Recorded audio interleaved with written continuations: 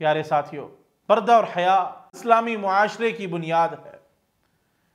جو فرد اور معاشرے کی اخلاقی پاکیزگی کا ذریعہ ہے، حیا کو ایمان کا حصہ قرار دیا گیا ہے، جیسا کہ رسول اللہ صلی اللہ علیہ وسلم نے فرمایا، الحیاء شعبۃ من الایمان، حیا ایمان کا ایک شعبہ ہے۔ حیا انسان کے رویے میں نرمی اور برے کاموں سے اجتناب پیدا کرتی ہے، جو ایک مہذب اور صالح معاشرے کی تشکیل میں اہم کردار ادا کرتا ہے۔ پردے کا حکم عورتوں اور مردوں دونوں کے لیے ہے تاکہ معاشرہ بے حیائی اور فتنوں سے محفوظ رہے۔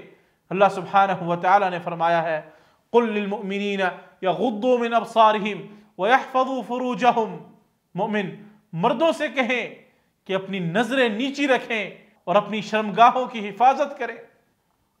اسی طرح مومن عورتوں کو بھی یہی حکم دیا گیا ہے کہ وہ اپنی زینت کو چھپائیں اور اپنی نظریں نیچی رکھیں۔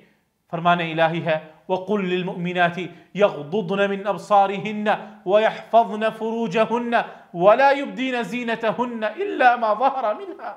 البتہ پردہ عورت کی عزت اور تحفظ کی ضمانت ہے، یہ اسے برائیوں سے بچاتا ہے اور اس کے وقار میں اضافہ کرتا ہے۔ نبی کریم صلی اللہ علیہ وسلم نے فرمایا، إِنَّ لِكُلِّ دِينٍ خُلُقًا وَخُلُقُ الْإِسْلَامِ الْحَيَاءُ، ہر دین کا ایک مخصوص اخلاق ہوتا ہے اور اسلام کا اخلاق حیا ہے۔